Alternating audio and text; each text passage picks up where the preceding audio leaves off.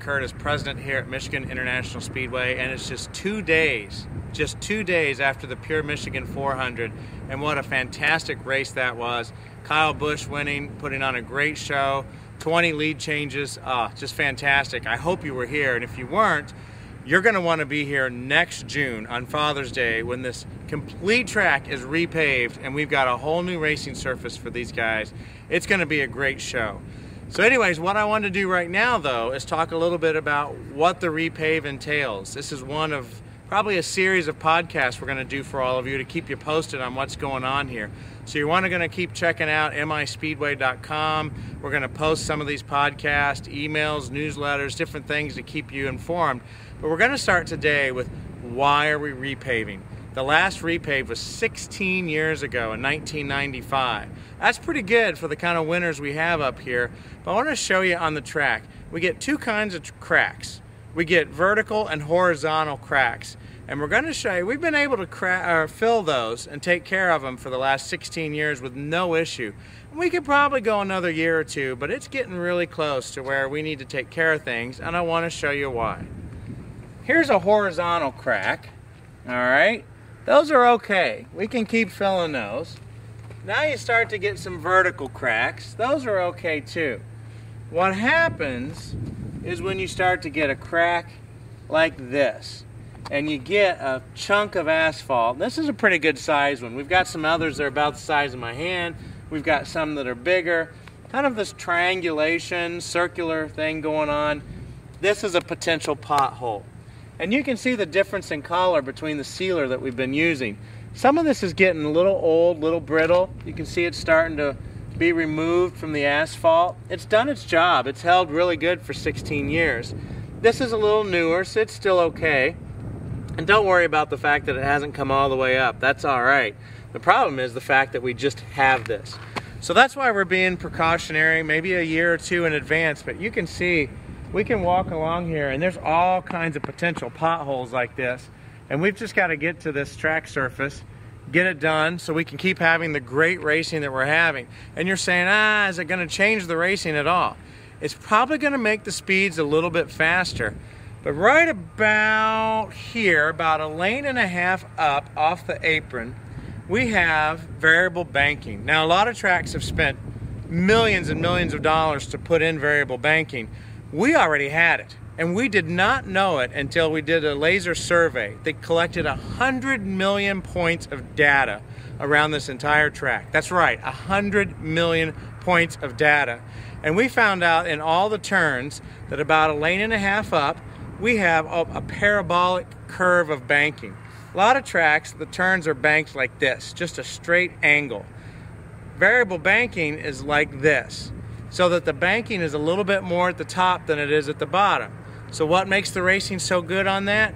The bottom is the shorter way around, obviously the longer way around up here, but with greater banking at the top than at the bottom, the guys can carry their speed up top more than down at the bottom, where you have to let off the gas ever so slightly, just a little bit more, because you don't have as much banking to lean on down here.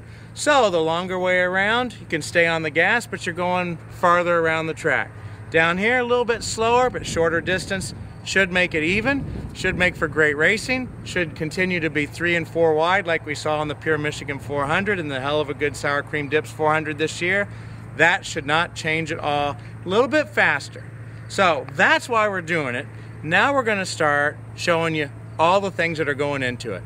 Let's go take a look. Okay, step one of the repave, right here. Safer barrier has got to come out of the turns. So here's the pieces of metal that can constitute the safer barrier, along with these big chunks of foam. So all this is being taken down in the turns over here. We can pan around and show that. So once we get all the safer barrier down, we can start milling the turns. Now we're milling the backstretch, and we're going to go take a look at that real quick.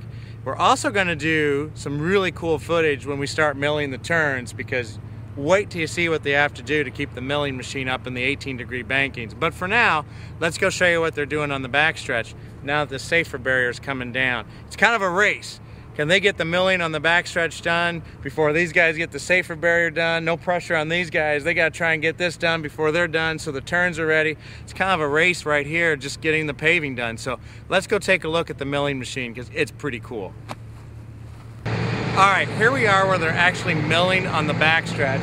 You can see them, they're actually turning this brontosaurus looking thing around, this milling machine in the dump truck, which is really cool. They're just taking passes back and forth.